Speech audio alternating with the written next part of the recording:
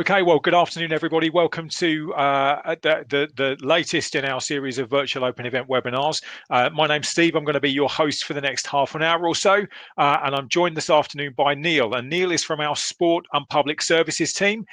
So that's our focus for this next half an hour. So hopefully we're all in the right session, and you've come here today to find out about sport and public services.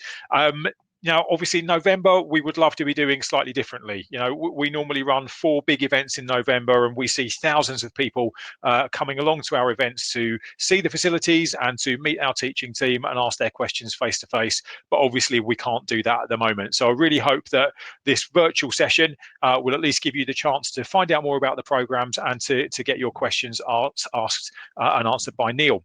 A little bit of housekeeping. Some of you have already found it and you're saying hello. So I know you can hear me, which is always a brilliant start to a session like this. Over to the right hand side of your screen, you'll see that there's a chat window.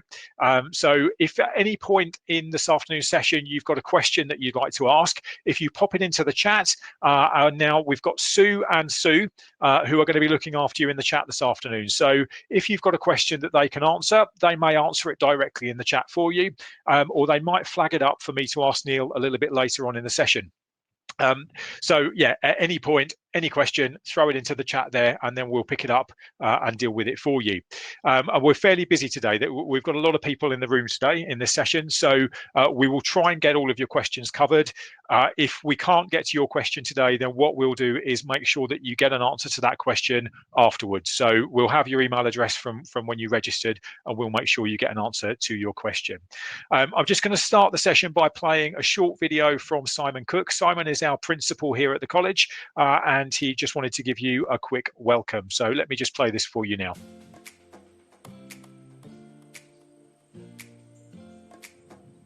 Hello there, and welcome to our virtual open events for November 2020.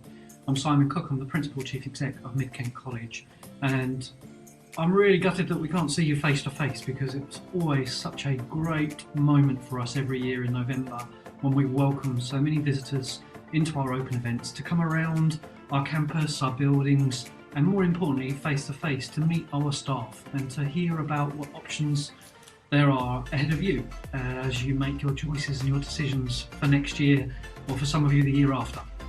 Nevertheless, of course, we can't do our normal events because of the current situation that we're all in. So I'm pleased that we're able to offer you a virtual open event, which still hopefully gives you the opportunity to find out as much as you need to find out to make those choices that are important for your future. There isn't anything that's more important for us than you taking the time to make the right decisions for you and finding out as much as you need to find out in order to make those decisions. Just remember, no question is a silly question. Whatever it is that you really wish to ask, please do ask one of the team, and if you can't find your answer in the virtual open event, there's more than enough of our staff around to be able to answer those questions after, so please do ask. So I hope you enjoyed this webinar. Don't hesitate to use the chat function to ask questions, and make sure that you get the information you need from today's sessions. And I look forward to seeing you next September. Best of luck.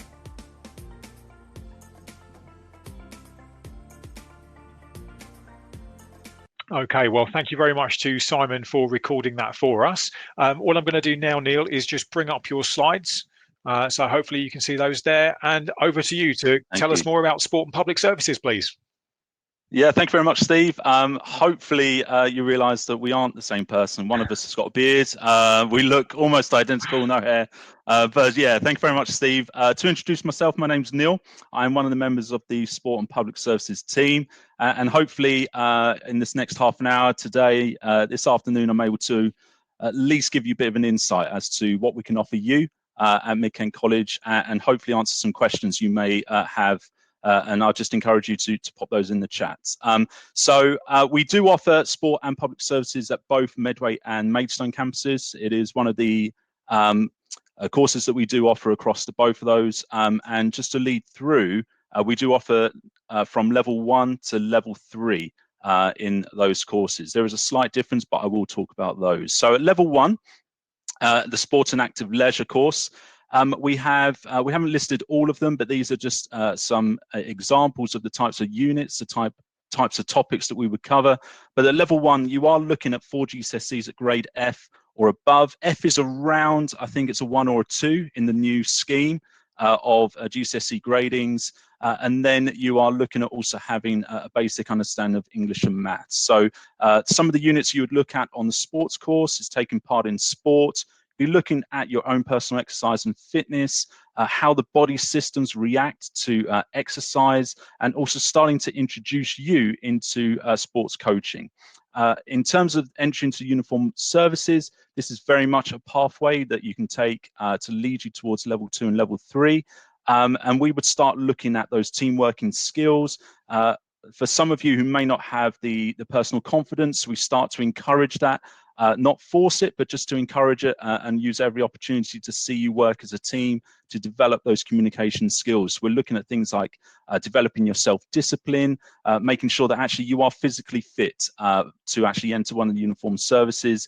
So you have not only the fitness, but the understanding of how you might actually train and improve your personal fitness. We also like to make sure that you understand what actual opportunity for employments are out there. So you know, what jobs are available, what roles, what services are currently recruiting, and what to expect. And this is something very much a kind of an entry level for sport and public services. It is a year, okay, so it's just 1 year. And depending on how well you do, you can progress. And that's something that I will mention a little bit later, is about progression as well through the courses. Level 2. Okay, so if level 2 is the course that you believe is right for you, and you believe that you are predicted the correct grades, we do offer level 2 sport and level 2 public services as courses, again, both at Medway and at Maidstone. On the sports course, you will be looking at, again, certain units, things like practical sports, actually participating, learning how to coach those techniques, to members of your class and also to others when the opportunity arises. There are exams, okay? So from level 2 on the sport course, there are 2 exams. So you're looking at an exam for fitness and also for your anatomy. Also, again, developing that leading on sports activities. So you as an individual being able to actually come out of your shell a bit and developing that confidence to be able to communicate techniques and coach those activities as well. These are just some examples of what you might do. In regards to level 2 public services, again, we're looking a little bit more in depth at the employment opportunities, developing your fitness for actual comparing it to what the requirements might be for a public service, developing your teamwork, and then starting to use some practical applications as well in regards to leading a team for map reading, navigation. And actually, level 2 this year, we are now running the NCFE rather than the BTEC course. This is a new change, and it's something that I'm very positive about, and us as a department are positive about, mainly because it is very current. So where before things were a little bit starting to get a little bit out of date, we're now fully up to date, very current, and as you can imagine, the landscape for public services is constantly changing. So we as a department pride ourselves on trying to make sure that we are current, up to date, and delivering content that you as a student would find very valuable to yourselves. Entry for level 2 is 4 GCSEs at grade D or 3 or above, including English or maths at grade D or 3 or above. So it's one or the other. If you do have both, that's fantastic, obviously, well done. But yeah, one or the other would be the requirement. Moving on to level 3. So level 3, again, we have sport and public service, but we also offer a sport and exercise science. That is only at Medway, and that's purely because of the facilities that are available at Medway, with the close relationship with Medway Park that we have available there. So units you'd be looking at anatomy, physiology, starting to look in more depth about nutrition, the effects on the body, how that relates to your exercise, etc. Sports injury, sports coaching, and again, that fitness training.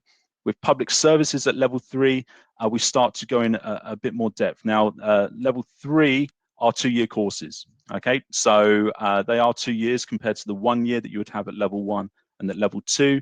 Level 3 is a 2-year commitment, especially on the sport and sport exercise science, and level 3 public services is 2 1 years, okay, if that makes sense. You do your first year, that gives you a kind of a half qualification. Then the second year gives you your full extended diploma. Units we'll be looking at are looking at government, how that affects the public services, the decisions they're making in Parliament right now, what's the knock-on effect on the public services, looking at your discipline and what discipline means in context for the public services, making sure that, again, you are physically prepared for what to expect, whether you are thinking about joining the military or the police or the prison service, what you need to actually achieve and your physical preparation. And one of the things we absolutely love doing is leadership and teamwork. So making sure that actually we take a step back, you take a step forward, and you start to learn those skills and qualities to be able to lead others around you. As you can imagine, a valuable quality that's needed in all of the public services, and in fact, in most walks of life. Okay, citizenship, so where you find yourself in society, and again, how the public services relate to that. Now, there is a higher academic requirement as such with level 3 because it is 2 years, the equivalent to 3 A levels, if you want to look at it from that point of view. And so when we're looking at entry requirements, we are asking for 5 GCSEs at grade C or 4 or above, and this must include English and maths. Okay, so not one or the other, but English and maths at grade C or 4 or above. Facilities wise, so in regards to sport, as I previously mentioned, the Medway campus has a very close and good relationship with Medway Park. It is around 5 minutes walk away, which is fantastic, and it has amazing facilities. It is a facility that was actually used for Olympic teams to train at and to stay. Fantastic facilities inside and out. It's a full athletics track. Full, I think it's 2 or 3 sports halls with indoor equipment, etc., all available to us. Swimming, gym, the whole lot. Okay, so all singing, all dancing facility there at Medway. In terms of sport and public services at Maidstone, we do have open areas that we do quite a lot of our team working exercises. We do our parade and drill on the public services in the morning and also as one of the units. So if you are a cadet currently or an ex-cadet, you would be familiar with parade, but we do have facilities for those as well.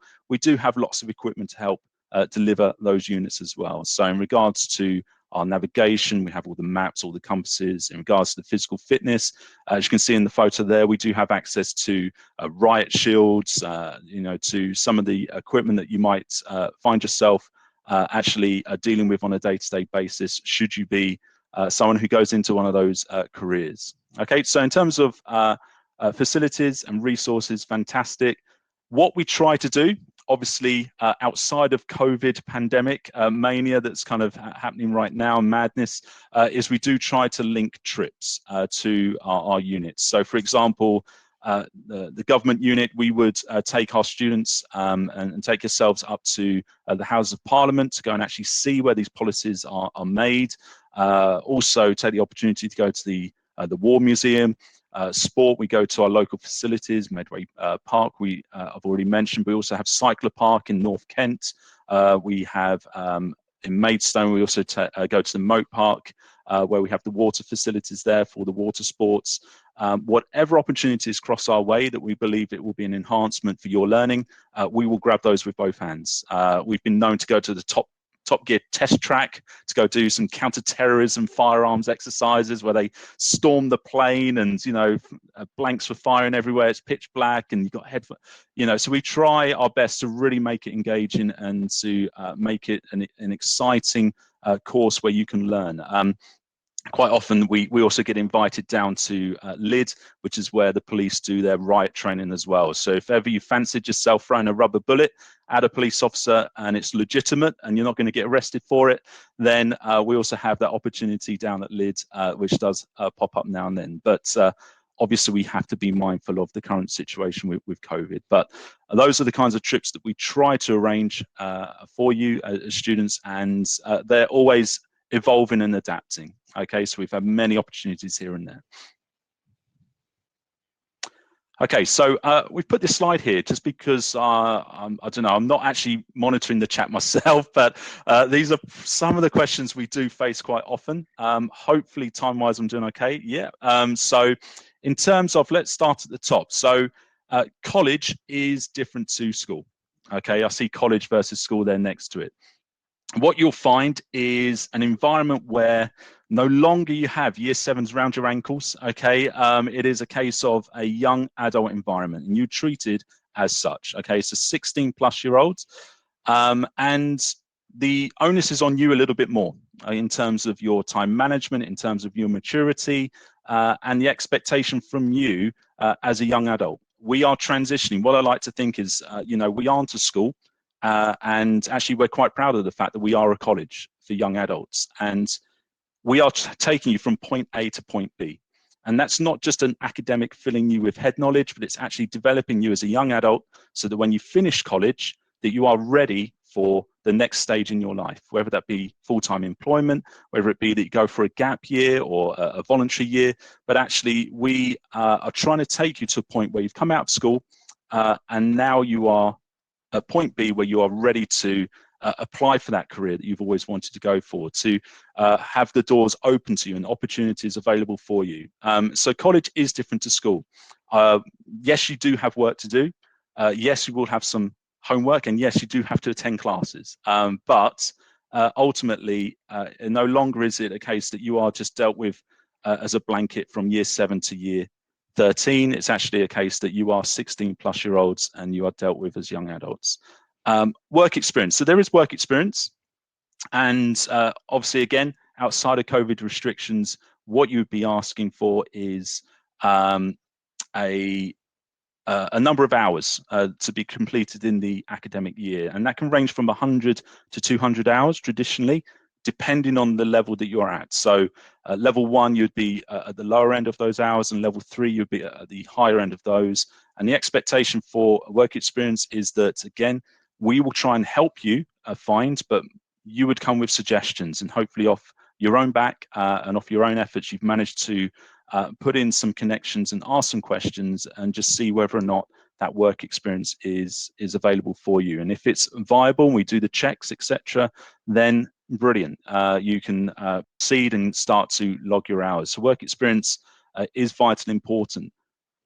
College is different to school because what you are doing here is practical. Yes, we do have classroom-based learning, and that's actually, for some of the courses, the majority of it, about 80%. But what we try to do is put a practical context onto what you're doing and actually give you that opportunity, like I said, to go from point A to point B and develop you so you are ready when you finish college to actually then go and apply for those careers that you want. English and maths. So you are applying for what we call a study program. Whether you whether you're hoping it was just going to be sport, then unfortunately it's not quite the case. If you haven't quite achieved your English or maths at the required grades, then actually the way I look at it is it's not a punishment, it's a second opportunity.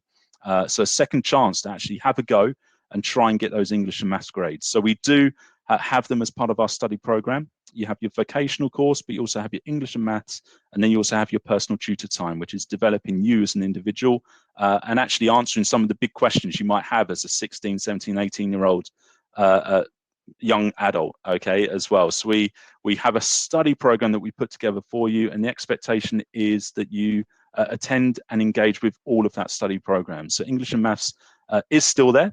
It's a second chance if you don't quite manage it on your GCSEs first time round. We will help you, and we have a dedicated staff who are fantastic to try and get you to that required grade. What can you do in your breaks in your timetable? Well, we have breakout areas. We've got our library resource centres. We have Costa cafes as well. So we do have areas for you as students to go. Both Maidstone and Medway are fairly close to shops, etc. So if you do need to grab a bite to eat or a drink, then you can also do that. But actually, you will have, rather than the dashing between lessons that a school timetable might have, you do have minimum of a 15-minute break in between lessons. So you always have a chance for a leg stretch, bit of fresh air, a toilet break if needed. So there is always opportunities within those timetables. In regards to where students in sport and public services go after college, loads of opportunities. If you progress all the way through, you will acquire UCAS points, and that can actually help you apply for higher education. So university placements through UCAS. We have our sports students who go into careers in teaching, coaching, nutrition, physiotherapy, sports psychology. So loads of opportunities from the sports side of things, and public services naturally into the police, fire service, all three, military, prison, security, paramedics. So you can see, you get the idea that actually they are very much tailored, and we have had students go into all of those careers once they've finished our courses at Medway and Maidstone. BTEC versus A-level, I would say it's with sport, you still have two exams. So you still have two exams, but most of your work is actually assessment based. So in terms of you submit assignments and you complete your coursework. So those of you who are petrified of exams, actually, BTEC courses are quite nice. So you don't do all this work and then one big exam at the end, or modules.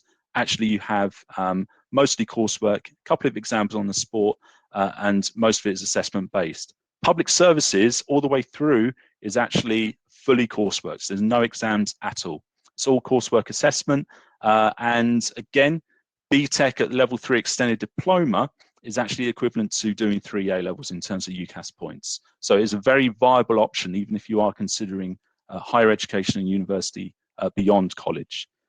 College days, they are generally, the earliest start you'll have lesson-wise is 8:30.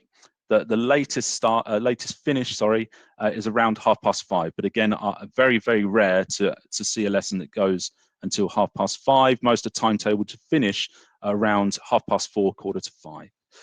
And generally speaking, you would have maybe 1 to 2 or possibly 3 lessons in that day. Lessons can last from around an hour to 2 hours, but most are 90 minutes. And in terms of the days that you'll be in college, essentially at the moment, because of COVID restrictions, you're looking at 50-50. So 50% of your timetable is in college, 50% online. But hopefully by next September, things will be back to normality, as much as that means. And you'll be looking at about 3 or 4 days actually in college, with a day of study or college work outside. Okay. I've mentioned some of these career options, but I think that's the last slide anyway. And I'm obviously aware of trying to answer some questions. So over to you, Steve, or questions. That's brilliant. Thank you, Neil. What I am going to do is take us straight into the questions, because I think the chat's been quite lively, and Sue and Sue have done a great job dealing with some of the things that have been in there, but we have got some questions to put to you as well, if that's okay. But feel free, appreciate you've just been speaking for 15 minutes. If you need to take a drink or whatever you need to do, that's absolutely fine. So I want to ask you first of all about the level 3 sport and exercise course. We potentially have a little bit of confusion here, because on the website at the moment it says that that's available in Medway and in Maidstone. So I just want to clarify that with you. If that's a mistake, then obviously we need to get that rectified on the website. But at the moment, that's what it says. And also linked to that, and from the same person, is a question about why, when it was previously a 2-year course, is that now a 1-year program? Okay, yeah. So just to clarify, I realised I probably made a slight error in terms of the level 3. So sport and exercise science is offered at both Medway and Maidstone. It's the level 3 sport that is just Medway offer, if that makes sense. And it is 2 years. The level 3 public service is now split into 2 separate 1 years back to back. So hopefully that clarifies. Apologies on my part. That's right. Slight misinformation. Just to clarify then, to make sure I've heard it correctly. So we've got sport and exercise science, and they are 2 different programs. So the sport program is available just in Medway, and the sport and exercise science separate program is available on both campuses. That's Yeah, correct. Yeah, brilliant. spot That's on. great. Thank you very much for that, Neil. So let me just see what else we've got here. We've got a couple of questions that are linked to progressing on to become a paramedic Okay. after the program. So first of all, they just wanted to check that the public services course was an appropriate step on that journey to becoming a paramedic. I think you mentioned it earlier on as a career destination. So if you Yeah. wouldn't mind just revisiting that for me, please, that would be brilliant. And Yeah, then definitely. linked to that is a question about if you were looking to be a paramedic, should you be which level should you be looking at? Should you be looking at the level 2 Mm. or the level 3, or do you need to progress from one to the other and sort of take that trajectory? Yep, no worries. So I'll deal with the first one first. So yeah, so what we have had is we have had students who have come into the public services course and have once they've completed their level 3 extended diploma, then gone on to their paramedic science placements. So actually, they have applied for Canterbury Christchurch University courses for paramedic science, and also they've gone for apprenticeships with the paramedic service. So CCAS, the South East Coast and Ambulance Service, and managed to get into their apprenticeships via that route as well. So in terms of university and I guess progression, if we start from level 1, there is opportunity. Obviously, age might be against you in finance eventually, but there is opportunity for everybody to progress onto the next year, as long as it is appropriate for you to do that level. We're not going to set somebody up to fail. And so if you are, at level 1, and actually level 1 is your ceiling in terms of your academic kind of journey, then that's fine. We're not going to force you into level 2 if you don't want to. But if a student wishes to progress, and let's be honest, they attend, they achieve, to finish the year, they've had a good attitude, good behavior, then there's no reason for us to turn a student away to actually progress on to the next level. So if, say, you were to come in at level 2, it is a 1-year course. At the end of that year, and you wanted to, you could progress on to level 3. And again, it doesn't have to be the same subject area. It could actually be, okay, I quite liked public services, but maybe level 3 sport. You could actually branch off if you wanted to into another course area. But you can progress up to level 3, and a level 3 extended diploma, which is 2 years, will then give you at the end of that UCAS points, which are the equivalent to completing 3 A levels. It all depends on what grade you get, and then you can apply like anybody else in regards to UCAS for any courses. So if you are thinking about becoming a paramedic, public services is a viable route. I would suggest try and aim for a higher level as best as possible, purely because it shortens down maybe your academic journey to get, but it doesn't mean you will never ever get there. If you start at level 1, we've had students come from level 1 all the way through to level 3 extended diploma who have then gone on to university. And these were students who were leaving school thinking, will I ever be able to go to university? And lo and behold, 4 years later, they're in that place and academically they're able to. We've also had students come directly in at level 3, complete their 2-year extended diploma, and again, apply for university course, paramedic science, and be able to enter into become a paramedic via that route. That's brilliant. Thank you very much for that, Neil. 2 more questions, and I will keep an eye. I mean, Yep. if there are more questions that need to come through, that's absolutely fine. And we'll deal with what we can today before our time runs out. But we as a college work with Rivermead School, and we've got a Rivermead partnership. So there's a question about students that come into these programs through the Rivermead partnership. Do they complete the same modules, or is their experience any different? No, they do complete the same modules. There is, for all students who require it, there is support, so in class and outside of class. Whether there is additional support needed, all of that goes through application. And actually, it really does benefit us with that relationship with Rivermead, because we are aware of student needs prior to the start of the course. So from day 1, we can really kick off with that support and make sure that that their chances of success are as high as any other student on that course. So yeah, all modules, everything, all done the same, and the support is provided for all students. Great stuff, thank you. And then the last question we've got at the moment is, you talked about industry placement or work experience, and the fact that that applies for both sport and public services students coming through the programs. But Yeah. particularly with regard to public services students, could you give some examples of the kind of placements that students have completed, please? Yeah, of course. Yeah. So we have a number of students, as you can imagine, who come from cadet backgrounds. So sometimes what we're able to do is we're able to speak with those students about what their function is whilst they're at cadets, and actually they can complete their work experience hours through their cadets if they are helping out with other squads, other teams, etc. As long as they're doing something out of the normality of what they would usually do, then we can actually use those as hours because they're actually accomplishing what work experience is all about. We've had students go and do some work experience with the police. We've had some who have managed to go get some hours with fire service. Again, it's mainly down to the individual. How determined are you to try and seek that opportunity for work experience? We will try and help our best. We do have links and contacts, but there's only so much that we can do, and it will never ever compare to the passion that's displayed by a student who really wants to have a work experience opportunity with a public service or other organisations. If they're able to pursue that themselves, we will support them all the way, give them some guidance where possible. But yeah, basically the sky's the limit, really, in regards to opportunities for work experience. Brilliant. Thank you, Neil. I am going to just pick up one more question, and this will be the last one, honestly. Yeah. And I'm going to ask this one, but particularly because it's another question where someone's actually got that career goal that they're setting their sights on at the moment. And in this instance, it's someone that's interested in joining the Met. What they're interested in is once they've completed their level 3, what's the next step? I mean, I appreciate we're kind of getting into police recruitment systems with this, but just helping them sort of think through what their steps are once they finish the program. Is there anything you could advise on that, please? Yeah, indeed.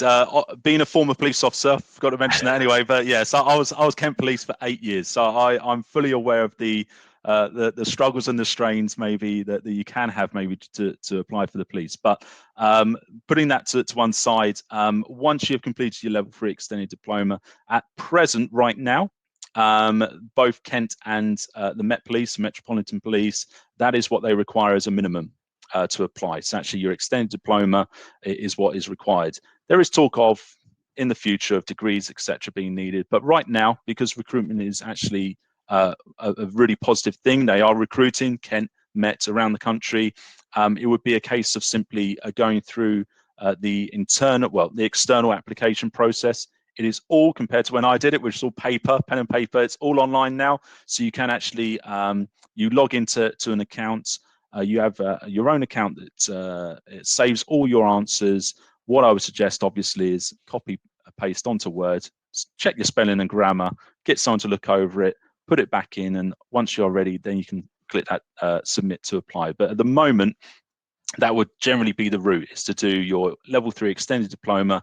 That's required as a minimum, and then actually go through the application for either the Met or or Kent Police, depending on where you prefer. And so obviously that you described that they can go straight in, so complete your level 3, and then that's a point of entry. Do the Met offer their own apprenticeships at the moment? Sorry, forgive me, I don't know the answer to this. I don't know if you do. Yeah, so there are very limited apprenticeships. I know Kent Police do offer, but they come around very limited, and there was a limited number of spaces for that. Kent Police, again, I can speak for Kent Police. My experience is more there. I know the answers about the Met, but they do also offer cadets as well, which is that kind of route. In regards to apprenticeships for Met Police, I believe, but please don't hold me to this, but I believe that the opportunity is there. I was looking the other day with a student, was researching some career pathways, and from what we could see, that there was also degree opportunities with the Met. So you can actually apply, and you'll spend a day or two going to study whilst gaining a degree, whilst being employed for Met Police. That is also an opportunity that is viable, and that was one that was researching literally about 3 weeks ago. Okay, that's brilliant. Thank you, Neil. And I think from your own experience and the experience of other members of staff within the department, I think if you were getting towards the end of your program, or the point at which you're starting to apply for these positions, I think actually if you speak to our tutors, they'll be able to share their experiences of going through there and perhaps give you some guidance going through as well. I'm going to leave the questions there. I can see there are a couple of things that we've probably not tackled in the chat, but what I'm going to do is ask our moderators to just make a note of those questions and to ensure that we follow up and make sure that we email you with answers to those questions. Purely from a time perspective, I'm afraid we've got another session just following on immediately after this one, so I need to start to draw us to a close. So just in terms of what comes next, sorry, Neil, I didn't mean to share your slides again. That's all right. I just want to give you some quick tips about what comes next. So if you've been along to the session today and you're thinking, actually, yeah, either a sport program for me or a public services program is for me, I'm ready to apply. When can I do it? The answer is now. So, you know, sport and public services are very, very popular programs for us. So what I'd advise is if you've made that decision, head over to our website either today or early next week and search for the program and submit your application. Now, as Neil said, if you submit your application based on where your predicted grades are, and obviously, you know, if your predicted grades don't quite square up with what you actually end up with next summer, there's always a conversation to be had to help make sure that we get you on the right level that's right for you. And you know, we want to think about that end point for you. It might be that we have to have a discussion with you about where the starting point is, but we'll work with you to make sure you're on the right program to get you to that end point. So yeah, the application form is all online and it will take you about 15 minutes to submit. And if you're in year 11 at the moment, we're well aware that you're using predicted grades to apply, and that's no problem at all. There are a few extra places where you can go if you need a bit more help.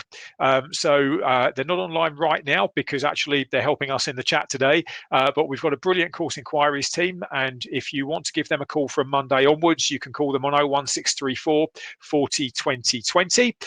If you would rather use live chat than have a conversation with someone, then we've got a live chat service available on our website. And if you do want to start your application off today or want to ask more questions today, that live chat service is actually running up until about 5 o'clock this evening as well. And you can always drop an email to us as well, course.inquiries@midkent.ac.uk. Just before we finish, on the right-hand side at the top of your screen, you'll see you've got a chat for tab. You've also got one for polls and one for handouts as well. With the polls, like I said right at the start, we would much rather be doing this face to face with you. You know, this is a second best option for us doing it virtually with you. But we'd just like to get a feel for whether we've got the content of this session right and whether it's been useful for you. Hopefully, you know, maybe early next year we'll be able to start running proper campus tours and normal open events again. But just in case we don't and we have to do these again, we just want to make sure we can keep improving them for you. So if you wouldn't mind giving us that feedback, that would be brilliant. And then in the handouts tab, we've just got a few things that you might find useful. There's a guide as to how you can complete your application. Some frequently asked questions about the application process, but also about college life generally. And there's a document you can download there which will give you a summary of the financial support that's available for students as well. So do just take a moment to download those documents before we finish off today. But really, I just want to end the session by thanking you for taking 40 minutes out of your Saturday afternoon to come and speak to us. We really appreciate that you've taken the time to come and find out more about the programs, and really hope that it's been useful for you. And Neil, thank you for your time as well. Thank you for giving us all of that brilliant information. Your FAQ slide that you put into your presentation was an absolute dream come true, because I think I could mark some questions as resolved and as you were working through as well. So really good content in your presentation. Thank you for that. And yeah, I just hope that you all enjoy the rest of your Saturday. Have a great weekend, and yeah, do get in touch if we can help you more, because we really look forward to seeing you on our sport and public services programs next September. So thank you very much and goodbye.